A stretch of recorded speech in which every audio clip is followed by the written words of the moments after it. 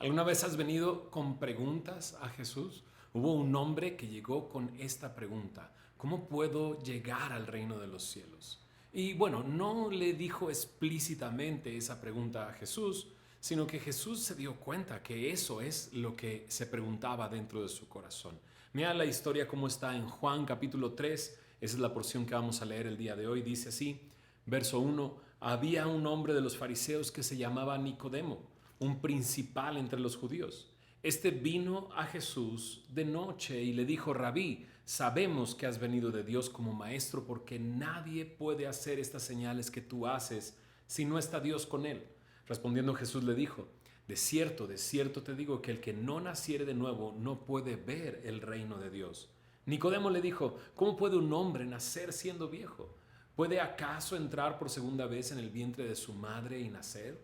Respondió Jesús: de cierto te digo, que el que no naciere de agua y del Espíritu no puede entrar en el reino de Dios. Lo que es nacido de la carne, carne es; lo que es nacido del Espíritu, Espíritu es. No te maravilles de que te dije: os es necesario nacer de nuevo. El viento sopla de donde quiere y oye su sonido, mas ni sabes de dónde viene ni a dónde va. Así es todo aquel que es nacido del Espíritu. Respondiendo Nicodemo le dijo: ¿cómo puede hacerse esto? Respondió Jesús y le dijo: ¿eres tú maestro de Israel y no sabes esto? De cierto te digo que lo que sabemos hablamos y lo que hemos visto testificamos, y no recibís nuestro testimonio. Si os he dicho cosas terrenales y no creéis, ¿cómo creeréis si os dijere las celestiales? Nadie subió al cielo sino el que descendió del cielo, el Hijo del Hombre que está en el cielo. Y como Moisés levantó la serpiente en el desierto, así es necesario que el Hijo del Hombre sea levantado, para que todo aquel que en él cree no se pierda, mas tenga vida eterna. Porque de tal manera amó Dios al mundo, que ha dado a su Hijo unigénito, para que todo aquel que en él cree no se pierda, mas tenga vida eterna. Este encuentro sucedió durante una noche. Nicodemo viene con esta pregunta, no le hace, como dije al principio, no le hace explícitamente la pregunta, pero Jesús sabe que viene por eso, que viene preguntándose eso: ¿cómo puedo ver el reino de los cielos? ¿Cómo puedo ser parte del reino de Dios? Y Jesús le dice claramente: necesitas nacer de nuevo. Y claro, él inmediatamente se pregunta: ¿pero cómo puede hacerse eso?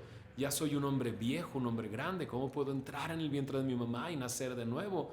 Y le dice Jesús: no te estoy hablando de un nacimiento natural, te estoy hablando de un nacimiento espiritual. Pero sigue él preguntándose: ¿pero cómo puede hacer esto? Y él le recuerda una historia del pasado, una historia donde Moisés tiene que orar a Dios porque Dios ha soltado serpientes venenosas en el campamento por la rebeldía del hombre. Su pecado lo estaba llevando a la muerte.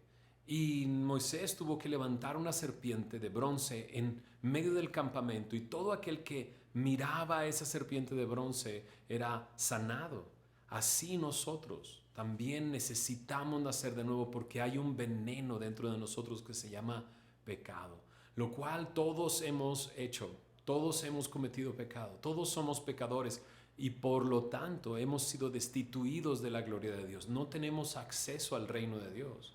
Ahora imagínate cuánto amor Dios tiene por nosotros, que envió a su Hijo Jesús para resolver ese problema.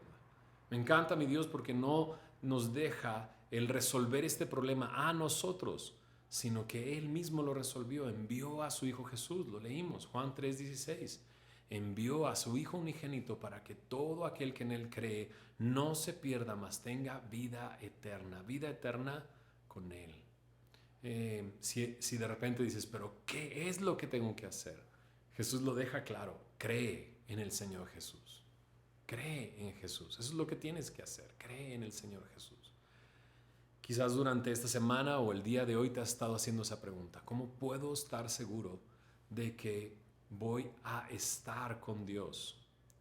Y la respuesta es esta: cree en el Señor Jesús.